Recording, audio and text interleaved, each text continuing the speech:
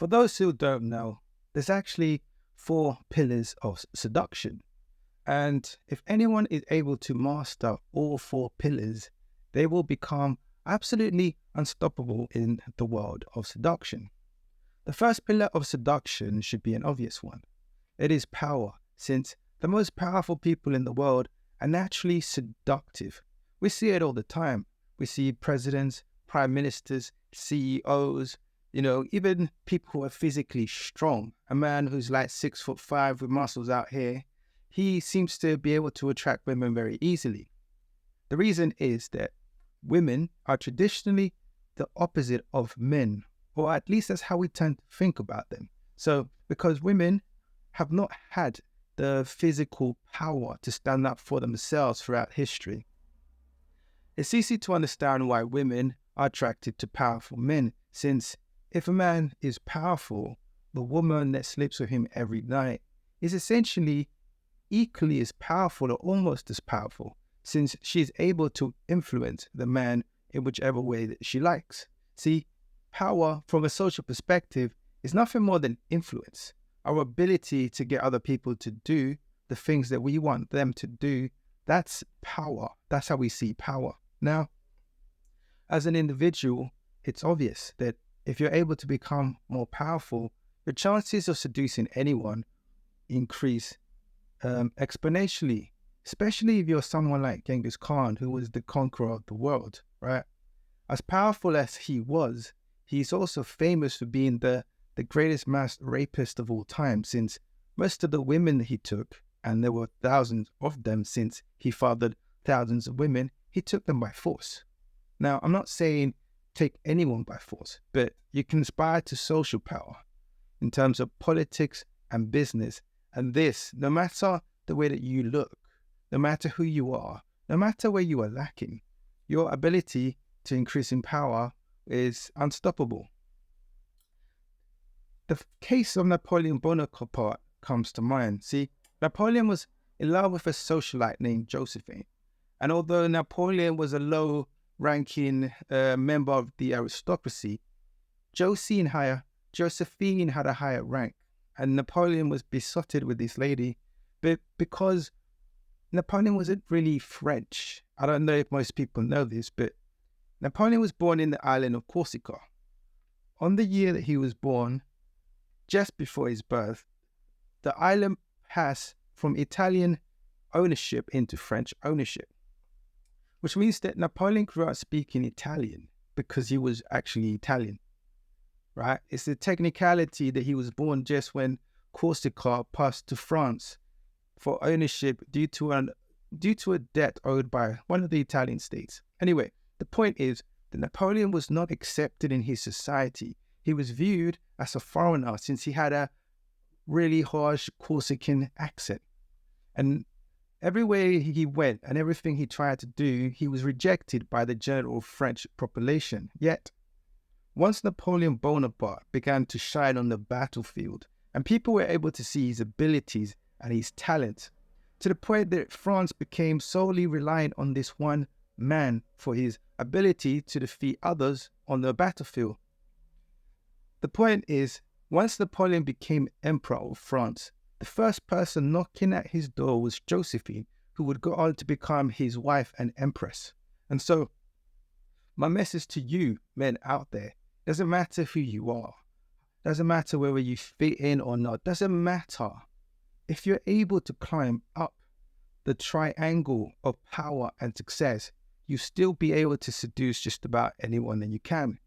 Unfortunately, the same isn't necessarily true for women, because whether you like it or not, men are fixated on the way that women look, simply because women are selected for their physical ability to give birth to healthy children, and beauty is traditionally and biologically seen as a sign of health, which means that no matter how wealthy or powerful a woman is, she's still not going to attract the highest males in her society unless she's also able to prove her beauty, since the beauty is a reference to her health and to her ability to give birth to children.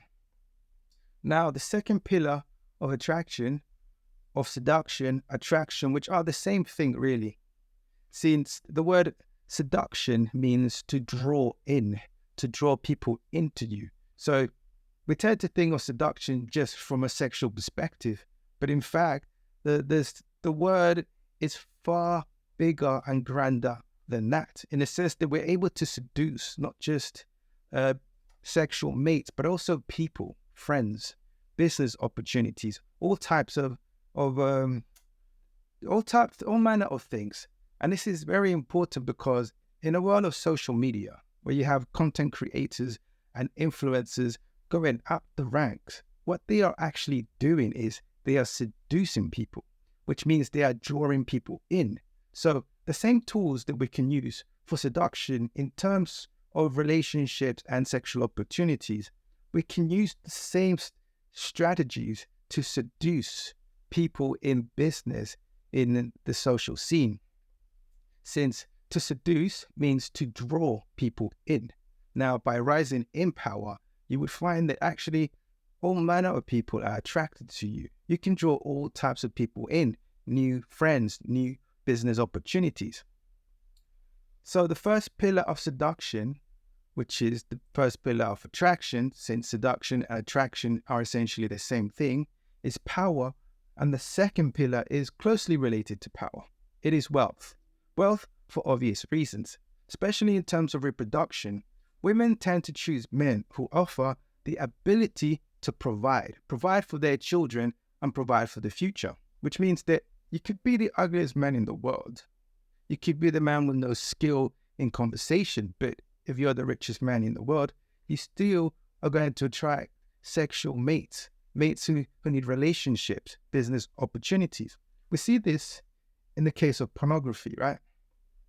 Most men seem to think that some women are just ungettable, but I'm here to tell you, as an average person, I discovered throughout my journeys that actually you can seduce anyone.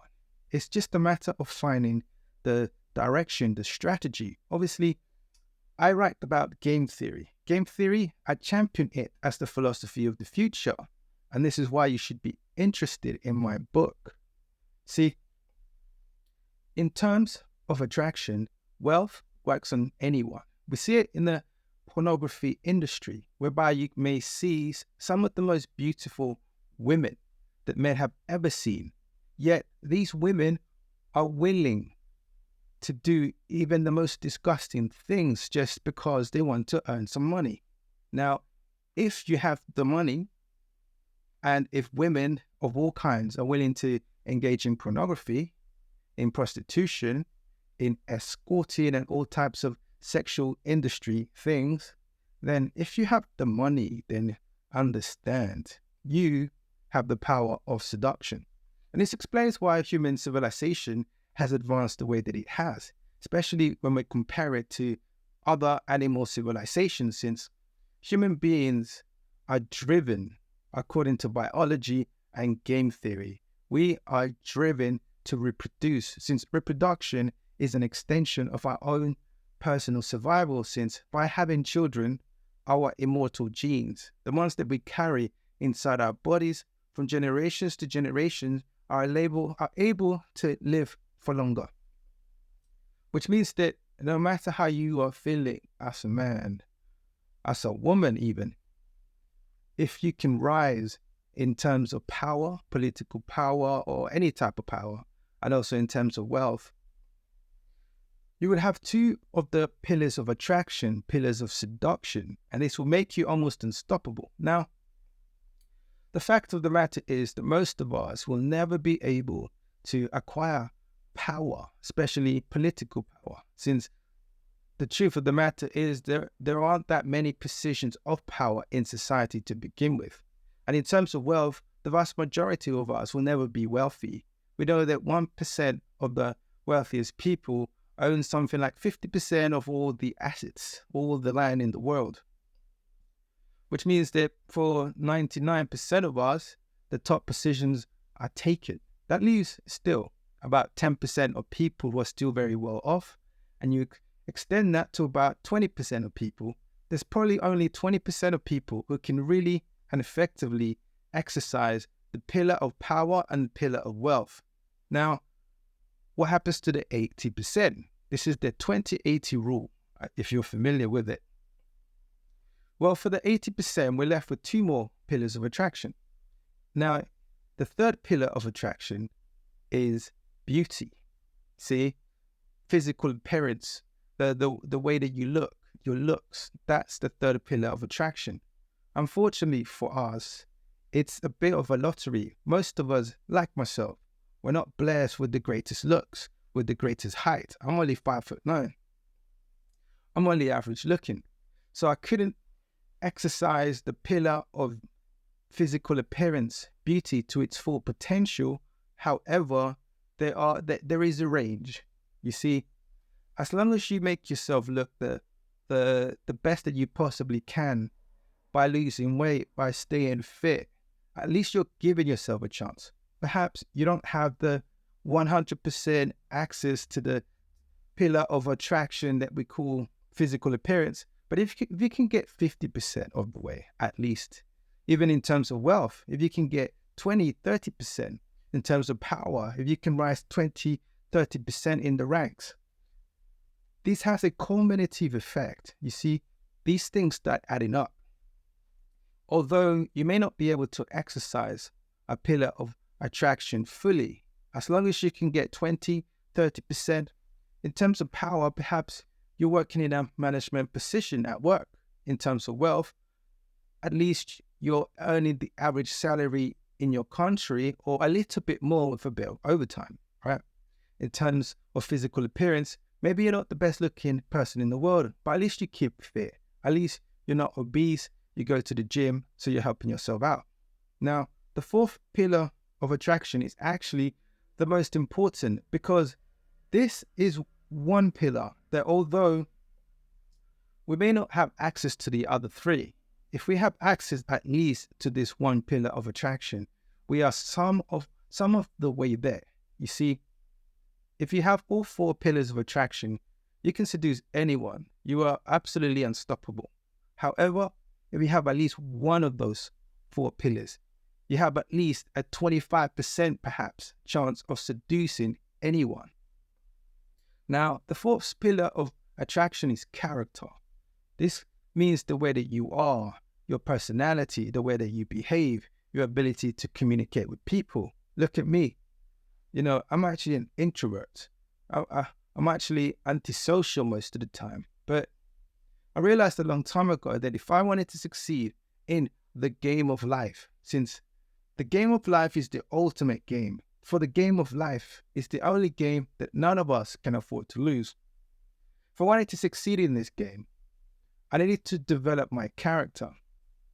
Why? Well, because I'm not powerful. I'm not a CEO. I'm not a president. I don't have any high-ranking position in a company.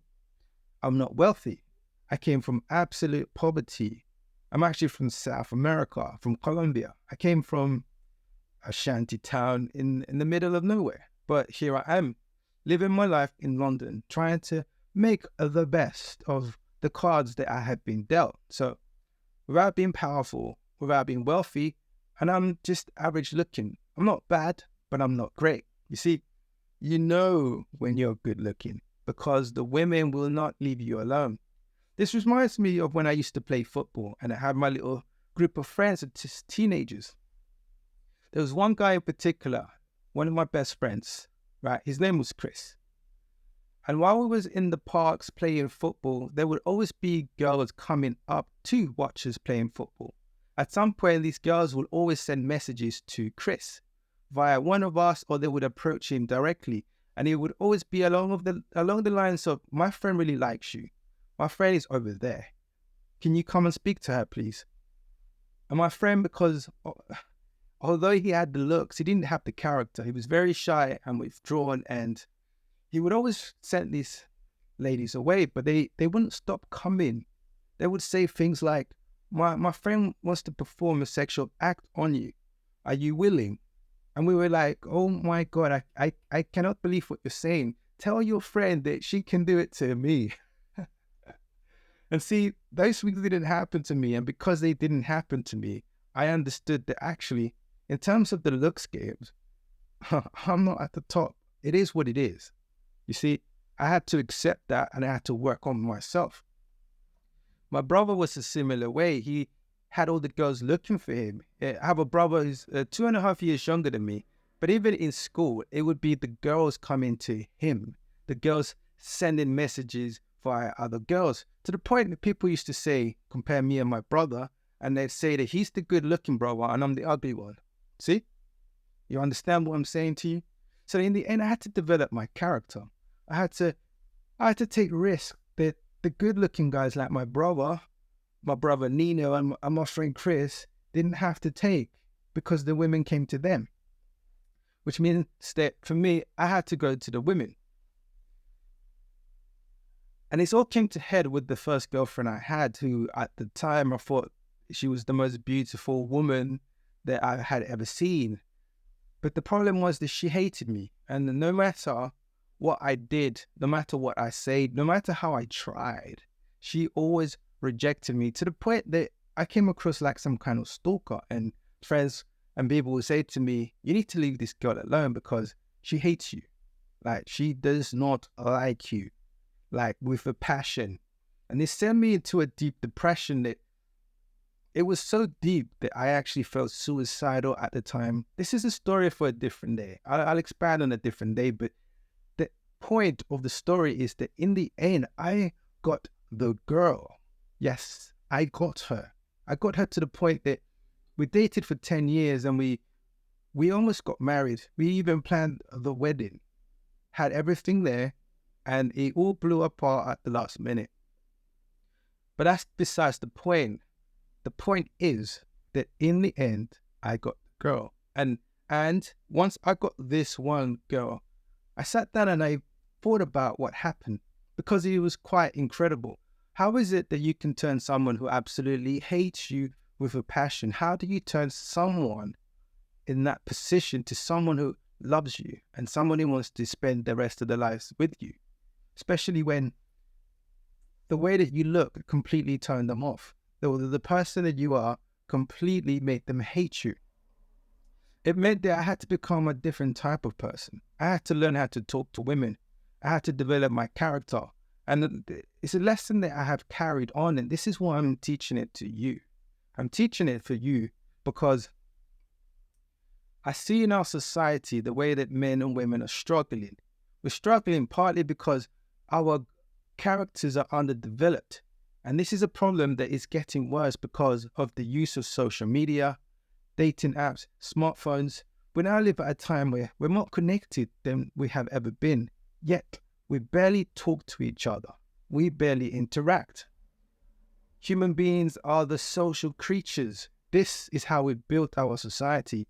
But right now, we're facing biological collapse. The birth rate has completely plummeted because we're not able, men and women, we're not able to find the right partners for us to build families and have children with, to the point that some people are choosing to forgo family and children altogether, which means that seduction is now one of the most important subjects in our society, since it holds the secrets to us overcoming the situation where we're seeing population collapse. A population collapse that is actually leading to our extinction since it's plaguing entire nations, so much so that the nation of South Korea and Italy are expected by some analysts to be completely wiped out in the next 100 years. Yes, they are saying that there will be no South Koreans and no Italians because these people are not having children.